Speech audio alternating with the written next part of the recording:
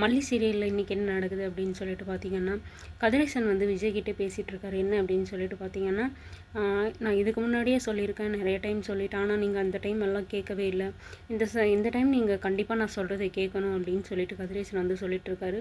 எதுக்காக இப்படி சொல்கிறாரு அப்படின்னு சொல்லிட்டு பார்த்தீங்கன்னா, என்னோடய கம்பெனி பொறுப்பை வந்து நீங்கள் ஏற்றுக்கணும்.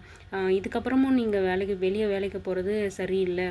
இப்போ இந்த டெண்டர் பிரச்சனைலாம் எவ்வளவோ பிரச்சனை வந்திருக்கு. என்னால் தனியாக சமாளிக்க முடியல. இதுக்கப்புறம் நீங்கள் தான் வந்து பார்த்துக்கணும் அப்படின்னெல்லாம் வந்து கதிரேசன் வந்து சொல்லிகிட்ருக்காரு.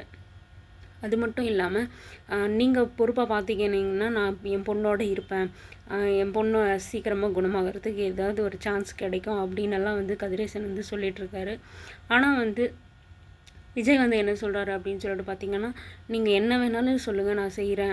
ஏன் ஏதாவது கம்பெனிக்கு ஹெல்ப் வேணும்னாலும் கூட சொல்லுங்கள், நான் செய்கிறேன். வெளியே இருந்து செய்கிறேனே தவிர, ஆனால் நாங்கள் உங்கள் கம்பெனிக்குள்ளே வரமாட்டேன். உங்கள் கம்பெனி பொறுப்பை வந்து நான் ஏற்றுக்க மாட்டேன். எனக்கு அதில் கொஞ்சம் கூட விருப்பம் இல்லை. நீங்கள் என்னை தப்பாக நினச்சிக்காதீங்க அப்படின்னு சொல்லிட்டு வந்து விஜய் வந்து சொல்லிகிட்ருக்காரு. அது மட்டும் இல்லாமல், நீங்கள் ஏன் இந்த இந்த பொறுப்பை வந்து நிஷாவுக்கு கொடுக்கக்கூடாது, நிஷா வந்து நல்லாவே பார்த்துக்குவா அப்படின்னு வந்து சொல்லிகிட்ருக்காரு. அதுக்கு கதிரேசன் இருந்து நிஷா வந்து இதுக்கு சரிப்பட்டு வரமாட்டா. நிஷா இதுக்கு முன்னாடியே இதை பற்றி என்கிட்ட பேசியிருக்கா, கம்பெனியை வந்து என்கிட்ட கொடுங்க அப்படின்னு சொல்லிட்டு. ஆனால் வந்து எனக்கு அதில் கொஞ்சம் கூட விருப்பம் இல்லை. ஏன்னா நிஷா வந்து இதுக்கு சரிப்பட்டு வரமா, அவளுக்கு முன்கோபம் அதிகம், என்ன யோசிக்கிறதுன்னு தெரியாமல் அவள் பாட்டு கண்மூடித்தனமாக வந்து முடிவு எடுப்பா அப்படின்னு நல்லா வந்து கதிரேசன் வந்து சொல்லிகிட்ருக்காரு. ஆனால் விஜய் வந்து இல்லை முடியாதுங்க, இந்த ஒரு விஷயத்த மட்டும் என்கிட்ட திரும்ப திரும்ப நீங்கள் கேட்காதீங்க. நீங்கள் எப்போ எத்தனை டைம் கேட்டாலும் என்னோடய முடிவு இது மட்டும்தான். நான் வந்து இந்த பொறுப்பை வந்து ஏற்றுக்க மாட்டேன் அப்படின்னு சொல்லிட்டு சொல்லிடுறாரு. கதிரேசனுக்கு இதை கேட்டதுமே கோவம் வருது. கோவம் வந்தாலே ஒன்றும் பண்ண முடியல. நீங்கள் உங்கள் பொண்ணுக்கிட்டே கொடுக்காம ஏன் வந்து இவங்கக்கிட்ட விஜய்கிட்ட கொடுக்கணும் அப்படின்னு சொல்லிட்டு பார்த்துட்டிங்கன்னா, அப்போ தான் வந்து விஜயும் ரேணுகாயும் வந்து அவங்க வீட்டுக்கு கூட்டிகிட்டு போக முடியும்.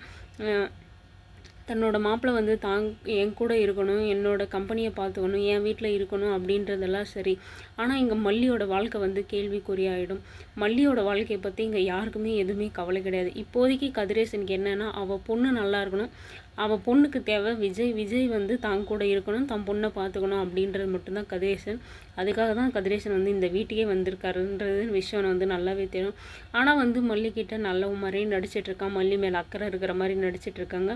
அது வந்து எவ்வளோ நாளைக்கு நிலைக்கும்னு தெரியல. இப்போ விஜய் வந்து இப்படி சொல்லிட்டாரு அப்படின்றதுனால விஜய் மேலேயும் மல்லி மேலேயும் வந்து கதிரேசன் கோவத்தை காட்டுவாரா, இல்லை இதுக்கப்புறமும் நம்ம பொறுமையாக இருக்கக்கூடாது அப்படின்னு சொல்லிட்டு இன்னுமே வெயிட் பண்ணுவாரா என்ன அப்படின்னு சொல்லிட்டு தெரியல. இப்போ வந்து கதிரேசன் வந்து விஜய் முடியாதுன்னு சொன்னதுமே கதிரேசன் வந்து மல்லிகிட்ட போகிறாங்க. மல்லிகிட்ட போயிட்டு இப்படி நான் மாப்பிள்ளை கிட்ட சொன்னால் அவர் எதுவுமே வந்து ஏற்றுக்க மாட்டேன்றாரு, பிடிவாதமாக முடியாது அப்படின்ற விஷயத்திலே இருக்காரு அப்படின்னு சொல்லிட்டு விஜய்கிட்ட மல்லிகிட்ட சொல்லிகிட்ருக்காரு கதிரேசன். நீ சொல்லுமா, நீ சொன்னால் வந்து கண்டிப்பாக வந்து விஜய் வந்து கேட்பாரு, கம்பெனி பொறுப்பை வந்து விஜயை வந்து ஏற்றுக்க சொல்லு நீ அப்படின்னு வந்து சொல்லிகிட்ருக்காரு.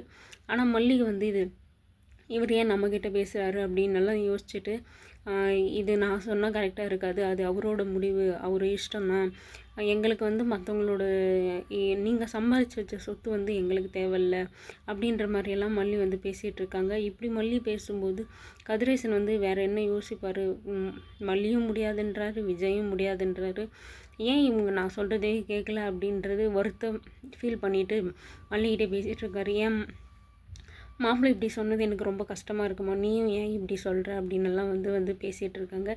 இப்போ வந்து கதிரேசனுக்கு கம்பெனியை பார்த்துக்கணும் அப்படின்றது பிரச்சனையா, இல்லை வந்து ரேணுகா கூட விஜயை வந்து கூட்டிகிட்டு போயிடணும் அப்படின்றது பிரச்சனையா அப்படின்னு சொல்லிட்டு தெரியல. ஏன்னா வந்து கம்பெனியை வந்து இவ்வளோ நாள் இவர் நல்லா தான் பார்த்துட்டு இருந்தார். இப்போ சடனாக வந்து எதுக்கு விஜய்கிட்ட கொடுக்கணும் அப்படின்னு சொல்லிட்டு நினைக்கிறாரு அப்படின்னு சொல்லிட்டு தெரியல. அதுவும் வந்து இவ்வளோ நாள் இல்லாத பிரச்சனை டெண்டரில் எந்த பிரச்சனையும் வராதுங்கும்போது ரேணுகா வந்ததும் வருதியே அப்படின்னு சொல்லிட்டு கொஞ்சம் கூட வந்து கதிரேசன் யோசிக்கவே மாட்டேன்றாரு.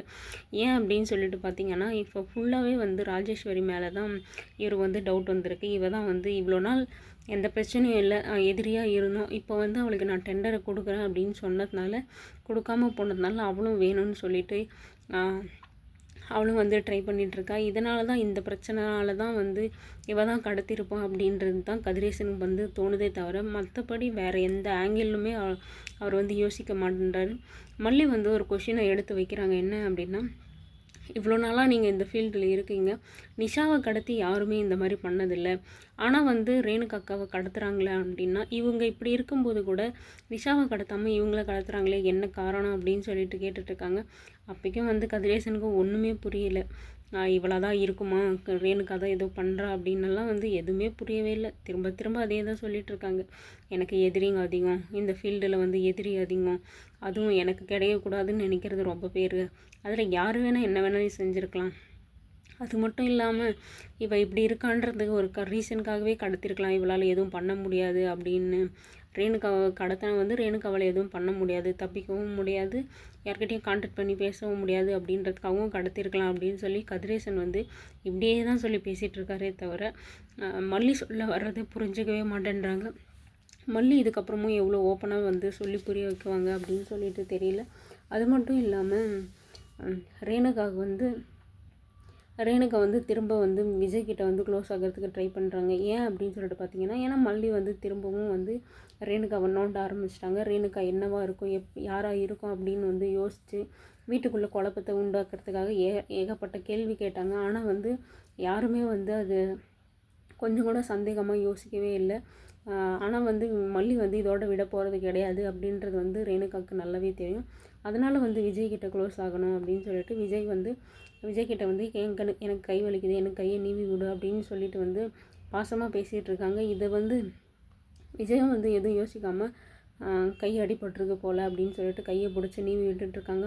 இந்த இடத்துல வந்து மல்லி இந்த சீனை வந்து பார்த்தா மல்லியோட நிலைமையை கொஞ்சம் யோசிச்சு பாருங்கள். விஜய் பண்ணுறது கொஞ்சம் ஓவராக தான் இருக்குது, நமக்கே பார்க்கும்போது இருக்குது. ஆனால் மல்லி தான் ரொம்ப பாவம். என்ன நடக்குது அப்படின்னு சொல்லிட்டு வெயிட் பண்ணி பார்க்கலாம்.